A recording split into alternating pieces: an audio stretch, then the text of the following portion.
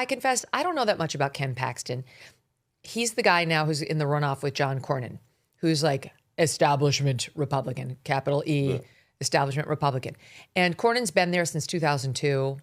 But now Ken Paxton, who seems like a very colorful character and seems, notwithstanding some personal scandals, to be pretty beloved by most Republicans. He's kind of Trumpy. He's fun. He's fierce. He's a fighter.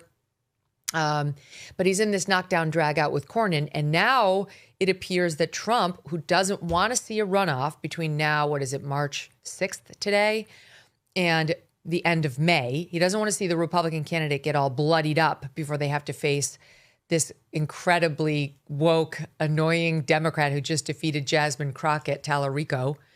He wants the GOP candidate to be a little cleaner, with not as many fist prints all over him. He seems to be getting ready to endorse. And I think a lot of people were like, okay, we get it. Until he said the person he's going to endorse is John Cornyn.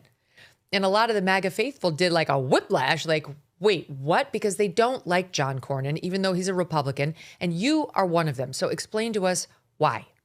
All right. So John Cornyn, because this is really mostly about John Cornyn and frankly, the United States Senate. It's not even really a Texas story, although obviously Texas is part of it. John Cornyn, I mean, everybody talks about rhinos and draining the swamp and Washington, D.C. corruption. I mean, John Cornyn is the face of all that. John Cornyn, as a Texas senator, is an amnesty guy. He's talked about it multiple times, how he wants to do an amnesty deal for illegals. After that horrible Uvalde school shooting, John Cornyn was the one who worked with Democrats to pass gun control legislation. John Cornyn has screwed over the right time and time and time again. But John Cornyn is insanely powerful. He's a very high-ranking Republican, and he keeps the swamp full. He keeps it as swampy as possible. So along comes Ken Paxton. He's currently Texas's attorney general. He's won statewide races multiple times here. He's well known. It's one of the most difficult things in the world is to primary a sitting senator because they raise so much money and they overwhelm you monetarily, as you know. So it's very rare you can do this. We have a very rare opportunity to send a message, not to John Cornyn, screw him, to the rest of the GOP that we are done tolerating you betraying us every chance. These senators, they screw us over for 4 years. And then the last 2 years, when they're getting ready to run for re-election, they act like I'm Mr. Trump guy and all those things like that. John Cornyn does this. We have an opportunity to send them a message that we're done taking that we're done taking that. And if you do that, we're going to primary you. This is an opportunity to make the rest of the useless GOP afraid to screw us over. This is an opportunity to actually drain the swamp because John Cornyn fills it up. Donald Trump ran on draining the swamp, talks about draining the swamp, talks about these things all the time. If, and he hasn't done it yet, to his credit, from my understanding, he's having hesitations now. If Donald Trump steps in and kneecaps the effort to actually drain the swamp, it will be by a mile the biggest betrayal of his base and the biggest mistake he has made in his presidency. He has some swampy loser dorks around him telling him that he should. That's why he's even getting involved at all. These people stand to make a lot of money if he gets involved and John Cornyn wins, and they're whispering in his ear that he should do this. He doesn't have to do anything. He doesn't have to endorse Paxton. He doesn't have to do anything. Just sit there and let us. Yeah, he can stay out of it. Yeah, just stay out of it. It would be the dumbest own goal at a point where he's got a lot of things he's juggling. It would be beyond belief to me that he does it, and I really hope that cooler heads prevail. Why do the swampy loser dorks want Cornyn? Money. John Cornyn has been there, like you said, since 2002. And John Cornyn's one of these guys who keeps a lot of pockets full in D.C. Of course, it's always taxpayer money. He finds a way to get money spread around Washington, D.C., like so many of these long-established senators do. And then miraculously, when he comes up for re-election, instead of having a normal war chest, United States Senate run's going to cost you $20, $30 million. John Cornyn had $100 million to spend on the primary alone. Why do you think they did that? Because they love his winning personality? They did that because the guy spent 20 plus years funneling money back to them, and he's going to spend the next 6 doing the exact same thing. And some people around President Trump, these political consultants who get 15% of all these ad buys, $100 million, 15% of $100 million is a lot of cheddar cheese. They stand to make a whole lot of money if John Cornyn keeps winning and keeps spending money. It's all about money and power. It's everything gross that grosses normal people out about politics is this exact race right here. And we don't need Donald Trump kneecapping the efforts of decent people who want to drain the swamp. Now, as I understand it, the argument against Paxton is he's less likely to win in the general. There's a big dispute even among Republicans on this type of argument. You know, like Ann Coulter, she maintains that if you don't nominate the candidate who enthuses Republicans, you're going to lose. Like, it never works to go for the one who would play better with the general electorate. And there are a lot of Republicans who feel that way. Like, there's going to be a pissed off contingent in Texas if it's not Paxton, who refused to pull the lever for Cornyn, which could hurt the Republicans. But in any event, the theory behind go with Cornyn is the Texas electorate has sent him back to the Senate time and time again, and he'll be more palatable to a Texas electorate that, let's face it, over the past 10 years has gotten a little bit more purple than red.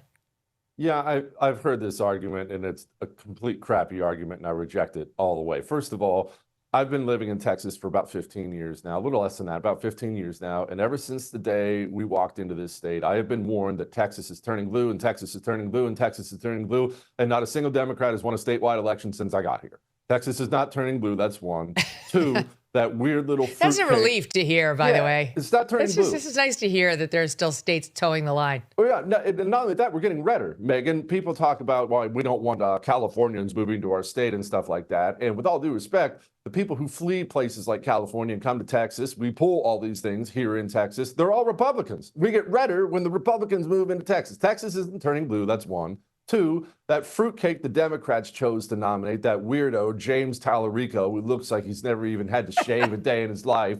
That guy is not going to appeal to red-blooded Texas voters. He's on camera saying some of the kookiest, God is non-binary and things like that, saying the kookiest things in the world that are going to be all over the airwaves. My dog could beat that guy running as a Republican in Texas. That guy's not going to be elected United States Senator. I don't care who we nominate. And three, this is the go-to trick that the swamp rat rhinos use every single time there is a hardcore person who actually shares the values of the electorate. They use the exact same trick, the same line. I swear they just all have it memorized. Well, he can't win the general. Well, he's too far right to win the general. This guy's too far right to win the general. Karl Rove and these goobers have been trotting out that line for as long as I've been alive. Anybody who won't keep their pockets lined and keep the swamp swampy is too far right and won't be able to win the general. I'm so tired of hearing that crap. Any Republican who wins, Cornyn or Paxton, any Republican who wins the primary is going to be the next senator from Texas, and everybody knows it. Think about this. In 2006, $20,000 equaled roughly 33 ounces of gold at spot price. Okay, $20,000 got you 33 ounces. At today's prices, those 33 ounces would be worth about $165,000. That would have been a very good investment. And that's why so many smart Americans do diversify a portion of their savings into precious metals. They're thinking about what's going to happen in the next 20 years. And it's also why you should consider buying gold from Birch Gold Group. For thousands of years, gold has been a store of wealth. And today, it is a crucial part of any balanced strategy. Even better, Birch Gold can help you convert an existing IRA or 401k into a tax-sheltered retirement account in gold. All you have to do is text MK to the number 989898, and that will give you a free info kit on gold. There's no obligation. It's just useful information from which you can make a decision. With an A+ rating with the Better Business Bureau and tens of thousands of happy customers, let Birch Gold help you diversify with gold.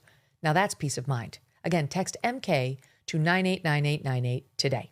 All right, now there's reports that there might be a deal in the works whereby Cornyn will be the nominee, Paxton will drop out, but Paxton could make an announcement saying, I'll drop out if you get the SAVE Act a vote on the floor of the U.S. Senate. You know, the act that would require ID and citizenship verification before people can register to vote.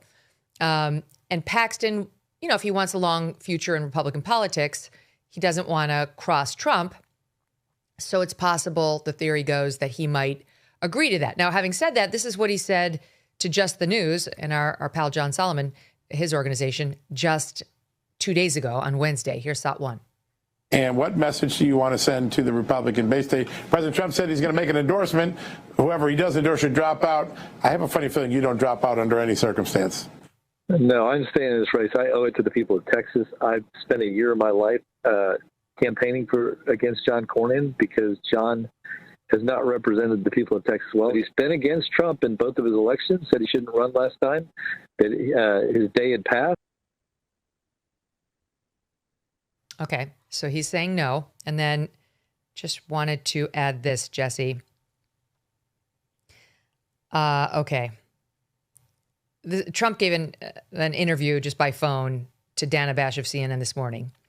And there was a question about whether he's about to endorse Cornyn.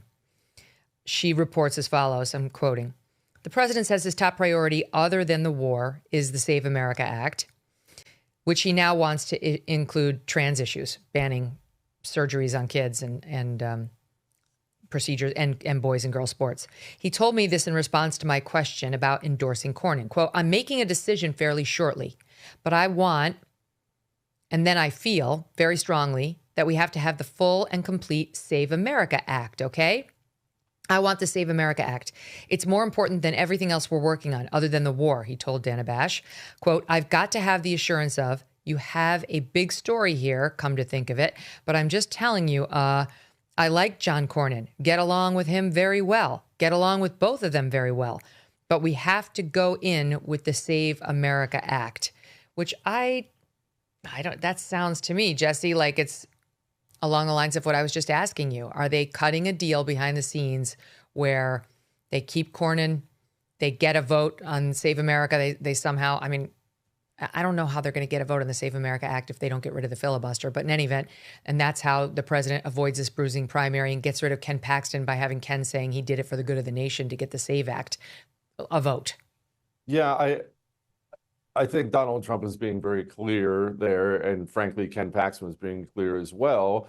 Get the Save. If you want John Cornyn, I need the Save Act. It's obviously it's a political deal that's being cut. Donald Trump is not a moron, as many of the people on the left seem to think he is. He's not a moron at all, and he has heard the loud screaming from people who are his most loyal supporters over the last 48 hours at the thought of him endorsing Cornyn. So if you're going to do something unpopular, and he knows it would be extremely unpopular, Donald Trump's a very transactional man, always has been. He wants something for it. He believes the SAVE Act is necessary, and I believe it as well. It's necessary to win elections, to keep Democrats from cheating in elections. He wants the SAVE Act passed. So that's the deal. I'll back John Cornyn if you give me the SAVE Act. There is a major problem, though. You say it would involve ending the filibuster, and of course it would, but even if you ended the filibuster right now, we still can't pass a SAVE Act, and John Cornyn has no control of that whatsoever. John Cornyn is already a yes on the SAVE Act. Our problems are that loser John Curtis from Utah, the senator, Lisa Murkowski of Alaska, and probably most importantly, Mitch McConnell, who just wants to screw Trump one more time on his way out the door as he gets wheelchaired around the United States Senate. The people holding up the SAVE Act, none of them are named John Cornyn at this point in time. So how's John Cornyn going to make that happen? He's not going to be able to make that happen. I don't know. I don't understand the logic. Well, the logic is simple. In my opinion, this is my opinion because I'm not inside the man's head and I don't have Donald Trump's cell phone number, and no, Mr. President, I'm not asking for it. In my opinion, Donald Trump is asking for something he knows they can't deliver. John Thune, we know this because John Thune has admitted it. John Thune has been in Donald Trump's back pocket for a very long time, begging him to endorse John Cornyn, and Donald Trump has refused to do so. I think this is Donald Trump firing back after the last 48 hours of anger and saying, okay, you've been begging, you want John Cornyn, give me my law. I want a law passed. And if you can't do it, I think this is more about John Thune than anything else. If you can't whip the votes to pass the SAVE Act, then screw John Cornyn. He can go run on his own. In my opinion, that's what Donald Trump is doing. And if it is, I applaud him for it. Good for him.